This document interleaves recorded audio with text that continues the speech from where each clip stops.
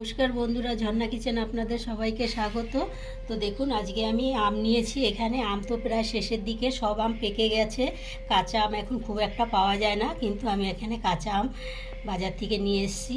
খুব কষ্ট করে খুঁজে নিয়ে এসেছি পাকা কাঁচা আম। তো আম দিয়ে আজকে আচার বানাবো, কাঁচা আমের আচার, আম তেল। আমগুলো প্রথমে আমি কেটে শুকাতে দেব।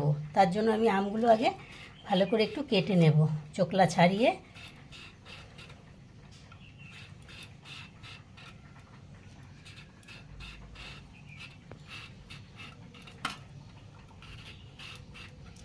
এই গরমে যদি এরকম আমের আচার বানিয়ে সংরক্ষণ করে রেখে দেওয়া যায়, অনেক দিন অবধি খাওয়া যাবে।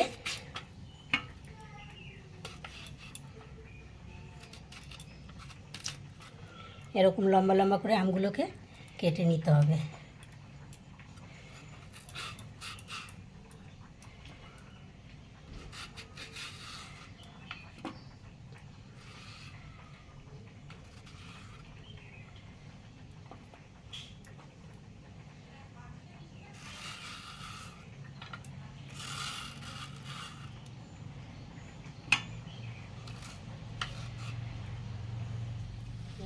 বন্ধুরা দেখো, আমার আমগুলো সব কাটা হয়ে গেছে।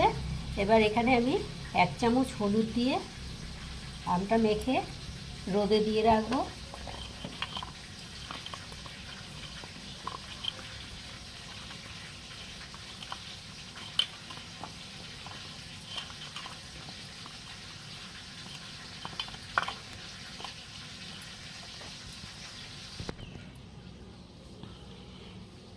রোদে 3-4 ঘন্টার জন্য রেখে দেবো আমটা। ঝুড়ি চাপা দিয়ে ঢাকা দিয়ে দিলাম। বন্ধুরা দেখুন, আমি আমটা একদিন শুকিয়েছি, কত সুন্দর শুকিয়ে গেছে। বেশি শুকানোর দরকার নেই, বেশি শুকোলে আমটা একদম শক্ত হয়ে যাবে, আমের ভেতরে তেল মশলা কিছুই ঢুকবে না। তার জন্য ঠিক এই রকমভাবে শুকিয়ে নিতে হবে আমগুলোকে। আচার বানানোর জন্য আমি প্রথমে একটা মশলা বানাবো। তার জন্য আমি এখানে সব মশলাগুলোকে নিয়েছি: ধনে, জিরে, মেথি, মৌরি, সর্ষে আর শুকনো লঙ্কা। এইগুলো দিয়ে একটা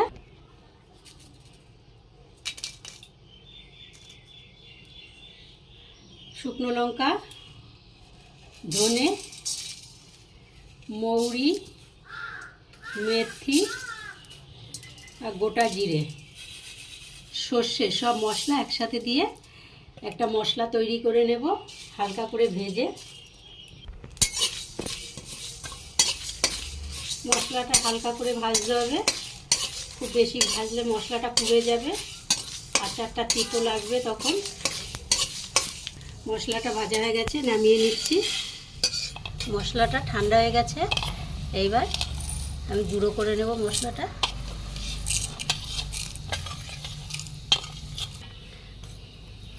দেখুন বন্ধুরা, মশলাটা কি সুন্দর পেস্ট করে নিয়ে চলে এসেছি। মশলাটা কত সুন্দর গুঁড়ো হয়ে গেছে, একদম পাউডারের মতো গুঁড়ো হয়ে গেছে। এবার গ্যাস ধরিয়ে কড়াই বসিয়েছি। কড়াইতে দিয়ে দেব প্রায় 1 বাটির মতো তেল। তেলটা গরম হয়ে গেছে, এবার আমি কিছুটা তেল এখান থেকে ঢেলে রাখবো।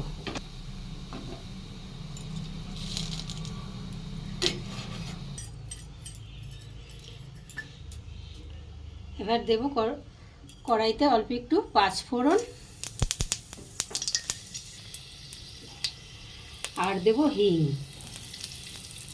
হিং দিলে আচারটা অনেক দিন থাকবে আর খেতেও ভালো লাগবে। এবার আমগুলো দিয়ে দেব। পরিমাণ মতো লবণ।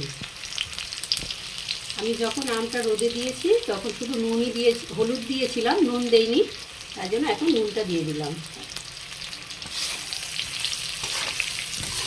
এবারে দিয়ে দেব ভাজা মশলা।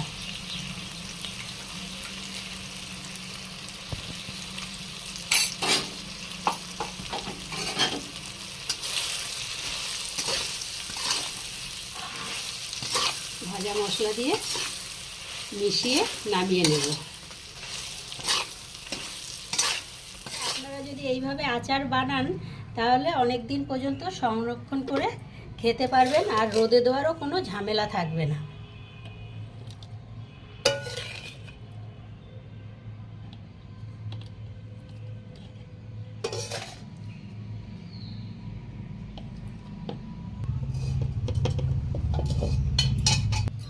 এবার যে গরম তেলটা তুলে রেখেছিলাম, এই তেলটা আচারে দিয়ে দেব।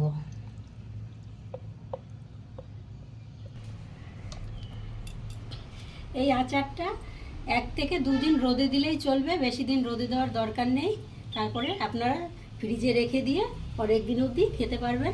এই অবধি ছিল আমার ভিডিও। যদি ভালো লাগে লাইক, কমেন্ট, শেয়ার, আর আমার চ্যানেল এখনও সাবস্ক্রাইব করা না থাকলে অবশ্যই চ্যানেলটি সাবস্ক্রাইব করে দেবেন। পাশে থাকা বেল বাটনটি অন করবেন, যখনই আমি নতুন ভিডিও ছাড়ব সবার আগে আপনাদের কাছে পৌঁছাবে।